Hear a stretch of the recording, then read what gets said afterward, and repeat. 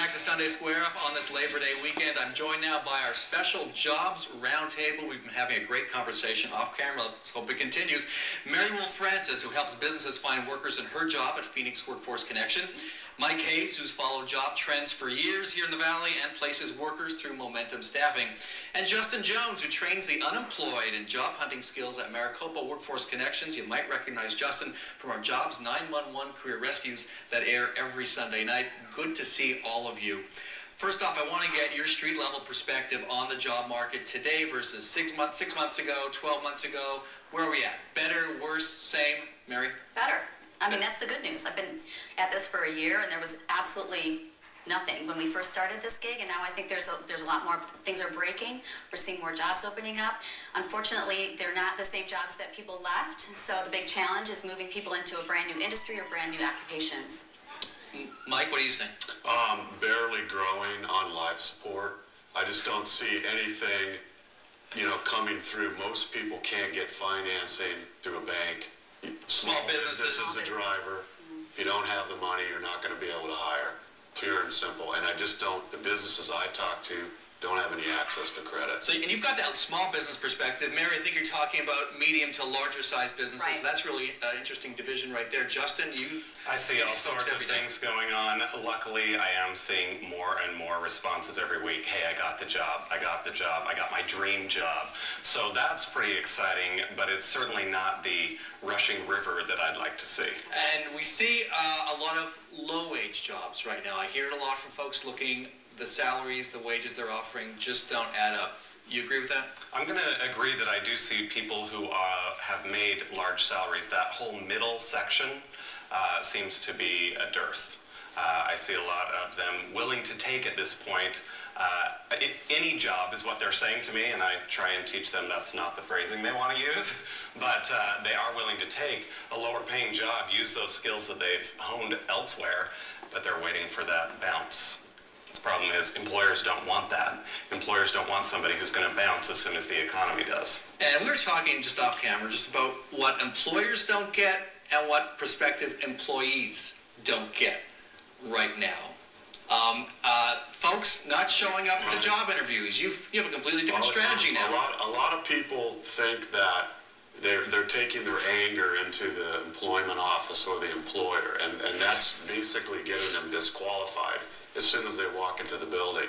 We don't make appointments at our staffing company because it's a waste of time. We have a set amount of hours, and if you made 10 appointments, you might have 3 people show up. Now, you might think that's crazy, but I think a lot of people have thrown in the towel on trying to find a job, or they're so disgruntled they use the interview as a way to vent rather than go have a drink with their buddy.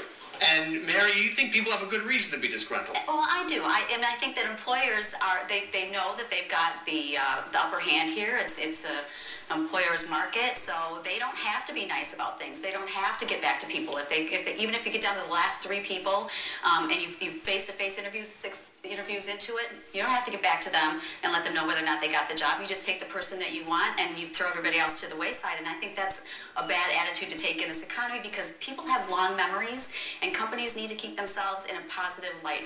But companies certainly aren't feeling that way, just from what I've seen. They'll take the first 50 online and decide. Because they're flooded with people that may or may not have the minimum qualifications for the jobs that they have available. And I understand that perspective of how can we possibly manage that. And that's one of the things that we do in the workforce system is to help them manage the flood in a way that makes it more effective for them to find just the right people to fit those positions. Okay, and this is mind-boggling. People not showing up for job interviews when we know there are tens of thousands unemployed. What's going on? It is mind-boggling, and one thing is they're kind of fed up. I mean, many people I'm speaking to who are employed, they're fed up. I've been doing this for 2 years. I haven't seen a raise. I haven't seen any of this. I'm doing more with less. They've squeezed it to, the turnip is dry.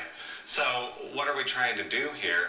So they're deciding after they've applied for the job whether or not they're really interested. And so when they do that, they just decide, well, the employer's not getting back to me. I may not show up to that interview. I've talked myself out of it. It's not going to pay enough. I'm making more on unemployment. I really don't believe that's the truth. I don't believe that's the truth, but there's a perception. a perception. We've had some people turn down jobs because it wasn't above unemployment, even temp labor jobs, which a lot of temp labor is starting to show up because people do not want to commit to employees. So they get a staffing firm to hire temps, and then they go, hey, if the economy goes south, boom, we just let everybody go. Wow. Okay, we got to move on. When we come back, we're going to have your best advice on how to survive in this economy. 9 a.m. Labor Day at the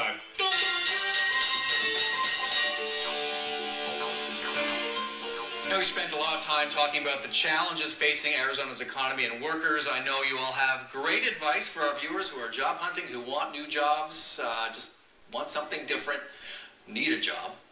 Mary, your best advice for someone out there today? Okay, you need to market yourself. You need to project forward, stop complaining about where you came from and being frustrated about where you came from, be positive about where you want to go, and be able to deliver that message effectively to employers so that they understand the value that you add to them. And no, you might not get the old job or in the old industry you are in. Think big, think out of the box, think entrepreneurial and innovative. Mike Hayes. If you're got a job, do not quit regardless. Update your resume, continue to network with other people and professionals, get your associations lined up in case you lose your job, because when you do, you're going to need those contacts to find another one. Dude, it is mind-boggling, the number of people who are just quitting jobs. They don't realize, you know what, you're not going to find another one. Justin Jones. Target and take aim. Really, really specify. There's so much competition. So if you are putting together your resume, really target that to what is that employer's need. They essentially become your customer. You're the small business with something to market, and you need to market that product to their need. That's where you're going to find success, and also through your network. If you're just out there applying online, that is not the fastest way to your next job. It's really connecting with people. And the online experience, you had some interesting things to say about that. A lot of people are very frustrated by that. It's frustrating because what they're doing is throwing a resume into the abyss and expecting that somebody's going to get back to them. And the reality is they're not. You have to put the resume out there, you go in through the front door, then you get your way into the back door by using LinkedIn and some online tools, Twitter and others, and use your network to get to employers or to people within that company to help raise your resume to the top of the pile. Mike, the other thing that frustrates them are those online tests they have to take. You have some issues with the way employers take them and the way employers use them and the way employees take them. Frankly, I can't pass half those tests. And why would I expect somebody else to do it? And then a lot of people use that as a way to get away from talking to people. You could have somebody that's a great test taker and come in and just be a total doofus in an interview. Whereas that's just not the way I think you can hire. It's got to be hands-on. Are you just fighting a tide, though? This has taken over, though, hasn't it? Online everything has taken over. It should be a tool to be used to screen out the 80 or 90% of the don't want to see, but you have to see the people to find the best people. You're not going to do it through a resume or email. And your advice for folks working in the online system? Spend a little less time online and a little more time with FaceTime. FaceTime. Get out there, see companies, meet people, make the connections. Yes. Now utilize, your social networking, your business networking like LinkedIn, Twitter, Tweet My Jobs, those kind of things. Utilize those. But the first question you should be asking is, who do I know that knows somebody there? 80% face-to-face, 20% online. That's what we tell people. Okay, great advice. The world really has changed, but a lot of folks haven't caught up yet. We got to help them get there. Yep. Okay, thanks so much. Time to check our viewer mailbag now.